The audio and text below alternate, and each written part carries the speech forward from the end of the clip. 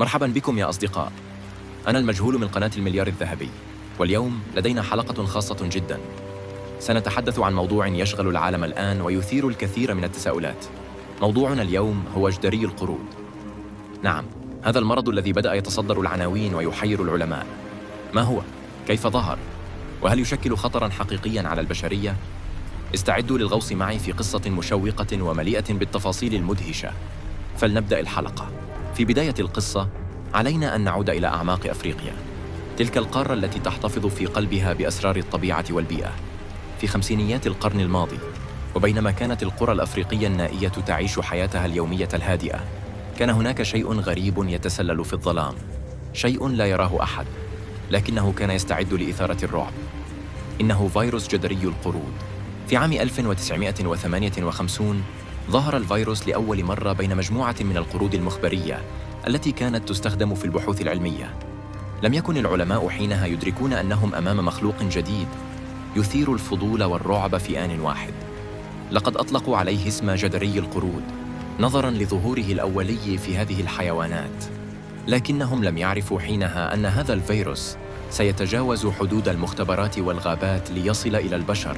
لننتقل الآن إلى السبعينيات، إلى قلب أفريقيا، حيث بدأت أولى حالات الإصابة بجدري القرود تظهر بين البشر.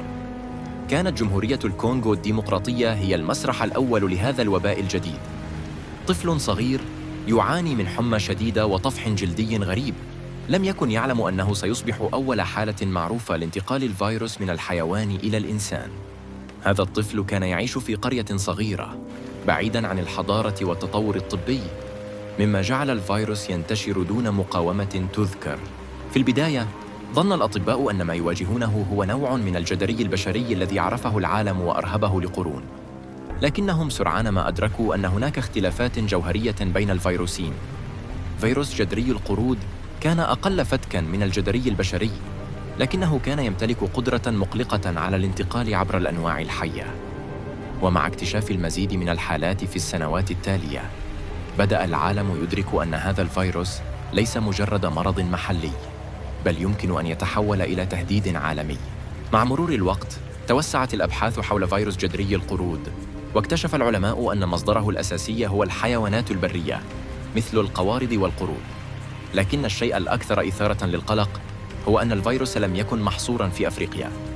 ففي عام 2003 صدم العالم بظهور حالات إصابة بجدري القرود في الولايات المتحدة لأول مرة خارج القارة الأفريقية. كان ذلك نتيجة انتقال الفيروس عبر قوارض مستوردة من أفريقيا، مما أثبت للعالم أن الفيروس يمكنه الانتقال بسهولة عبر الحدود القارية. الولايات المتحدة لم تكن مستعدة لمثل هذا الحدث، فمع انتشار المرض بين الناس الذين تعرضوا للحيوانات المصابة، كان الأطباء والعلماء في سباق مع الزمن لفهم طبيعة هذا الفيروس الجديد وطرق الوقاية منه. كانت هذه الحادثة تذكيراً بأن الأمراض المعدية لا تعرف حدوداً، وأن العالم بات أكثر عرضة لتفشي الأوبئة في عصر العولمة. لكن ما الذي يجعل جدري القرود مخيفاً؟ للإجابة على هذا السؤال، دعونا نلقي نظرة أعمق على الأعراض والمضاعفات. تبدأ الإصابة بحمى شديدة، صداع قوي، وآلام في العضلات. بعد بضعة أيام يظهر طفح جلدي يبدأ عادة من الوجه، ثم ينتشر إلى باقي أجزاء الجسم. يتحول الطفح إلى بثور مليئة بالسوائل، ومن ثم إلى قروح مؤلمة. هذه الأعراض ليست مجرد طفح جلدي عادي، بل هي إشارة إلى أن الجسم يعاني من معركة شديدة مع الفيروس. في معظم الحالات يتمكن الجسم من محاربة الفيروس والتعافي بعد بضعة أسابيع، ولكن هناك مضاعفات خطيرة يمكن أن تحدث، خاصة لدى الأطفال وكبار السن أو أولئك الذين يعانون من ضعف في جهاز المناعة. يمكن أن تشمل هذه المضاعفات التهابات في الرئتين أو حتى التهاب في الدماغ، مما قد يؤدي إلى حالات وفاة نادرة. هذا يجعل جدري القرود مرضاً يجب التعامل معه بحذر واحترام. على الرغم من أن جدري القرود لم يصل إلى مستوى وباء عالمي مثل كوفيد-19، إلا أنه يظل تهديداً حقيقياً يتطلب اهتماماً عالمياً.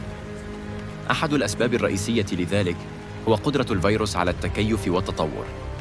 ففي السنوات الأخيرة بدأت تظهر سلالات جديدة من الفيروس في مناطق مختلفة، مما أثار قلق العلماء بشأن احتمال حدوث تفشي أكبر في المستقبل.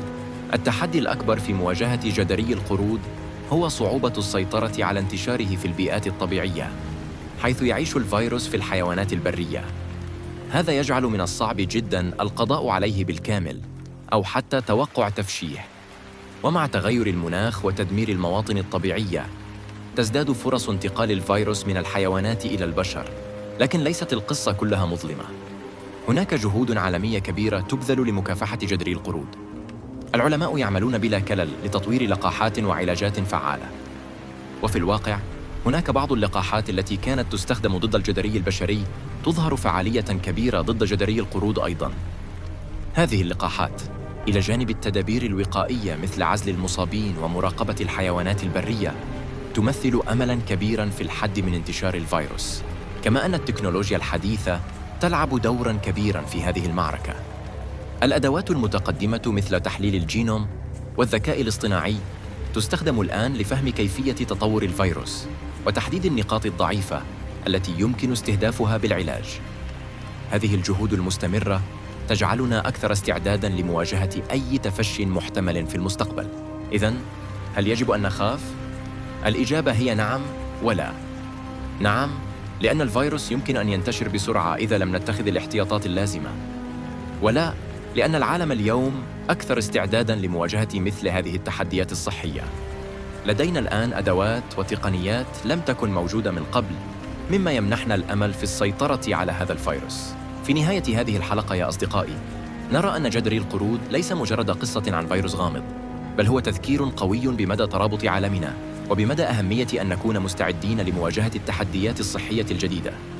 نعم، المرض مخيف، لكن العلم والتعاون العالمي يمكنهما أن ينتصرا إن شاء الله في النهاية. لذا، دعونا نبقى متيقظين ونعمل معاً لحماية صحتنا وصحة من نحب. إذا أعجبتكم هذه الحلقة وأردتم معرفة المزيد عن المواضيع المشوقة، لا تنسوا الضغط على زر الإعجاب والاشتراك في القناة ومشاركة الفيديو مع أصدقائكم.